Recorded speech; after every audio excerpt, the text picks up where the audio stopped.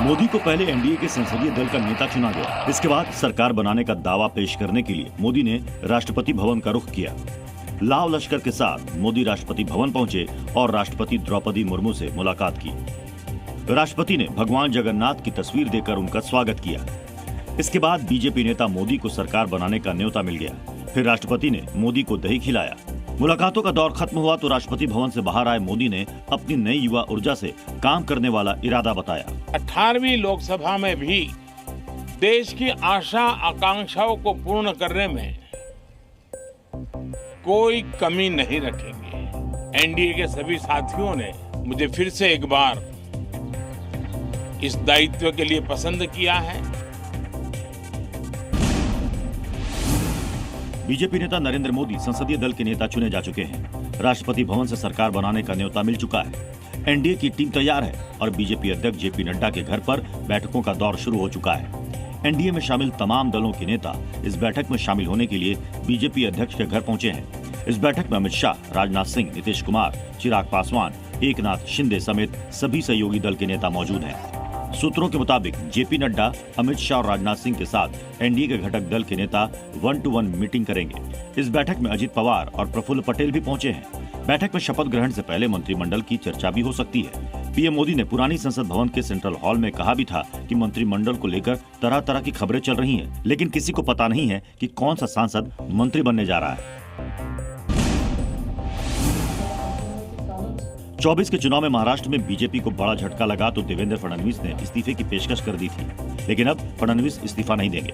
महाराष्ट्र की सियासी जमीन कमजोर ना पड़े, इसलिए बीजेपी के चाणक्य और पूर्व गृह मंत्री अमित शाह ने महाराष्ट्र का मोर्चा खुद संभाल लिया है। महाराष्ट्र की सियासत को लेकर अमित शाह ने मैराथन बैठक की।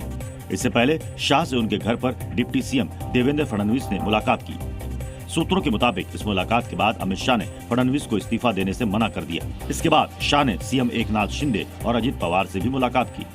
महाराष्ट्र की 48 में से 28 सीटों पर बीजेपी ने चुनाव लड़ा था, जिसमें से बीजेपी को 9 सीटों पर ही जीत मिली, जबकि 2019 में बीजेपी ने 25 सीटों पर चुनाव लड़ा था और 23 सीटों पर जीत मिली थी। एनडीए संसदीय दल की बैठक में नेता चुने जाने के बाद नरेंद्र मोदी ने एनडीए के नेताओं को संबोधित किया। पीएम मोदी ने अपने संबोधन में विपक्ष और ईवीएम पर चुटकी ली। मैं मानता हूं कि आशा करता हूं कि 5 साल तो अब ईवीएम शायद मुझे नहीं सुनाई देगा, लेकिन जब 29 में हम जाएंगे तो फिर से शायद ईवीएम को लेकर के नाचने की शुरुआत करेंगे। सेंट्रल हॉल में एनडीए का नेता चुने जाने के बाद प्रधानमंत्री नरेंद्र मोदी बीजेपी के वरिष्ठ नेता और पूर्व उप प्रधानमंत्री लालकृष्ण आडवाणी के घर पहुंचे और उन्हें बुके सौंपकर उनका आशीर्वाद लिया। इसके बाद प्रधानमंत्री नरेंद्र मोदी ने बीजेपी के दूसरे वरिष्ठ नेता मुरली मनोहर जोशी से भी मुलाकात की और शपथ लेने से पहले उनका आशीर्वाद लिया। मुरली मनोहर जोशी से मुलाकात के बाद प्रधानमंत्री पूर्व राष्ट्रपति रामनाथ कोविंद से मिलने पहुंचे। इस दौरान पूर्व राष्ट्रपति ने एनडीए का नेता चुने जाने पर मोदी को मिठाई खिलाकर उनका स्वागत किया। लोकसभा चुनाव में एनडीए की जीत के बाद बिहार के मुख्यमंत्री नीतीश कुमार का कद बढ़ गया है। पार्टी कार्यकर्ताओं में भी पूरा जोश है। इस बीच पटना में लगा नीतीश कुमार का एक पोस्टर खूब चर्चा में है। पटना में लगे पोस्टर में लिखा हुआ है, टाइगर जिंदा है। नीतीश के इस पोस्टर में आरजेडी नेता ने तंज किया है।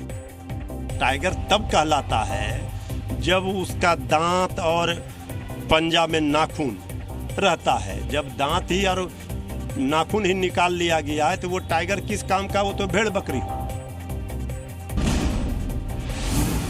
मानहानि के एक मामले में कांग्रेस सांसद राहुल गांधी को बड़ी राहत मिली है। बेंगलुरु की कोर्ट ने कर्नाटक बीजेपी के दर्ज कराए गए मानहानि के केस में राहुल गांधी को जमानत दे दी है।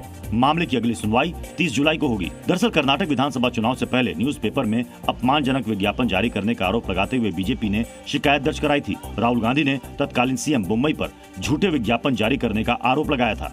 कर्नाटक के डिप्टी सीएम डीके शिवकुमार ने इसे फर्जी केस करार दिया है।